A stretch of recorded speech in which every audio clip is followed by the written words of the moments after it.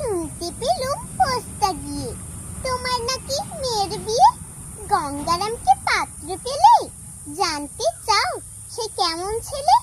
মন্দ নয় সে পাত্র ভালো, রং যদিও বেজায় কালো। তার উপরে মুখের গড়ন অনেকটা ঠিক পেঁচার মতো।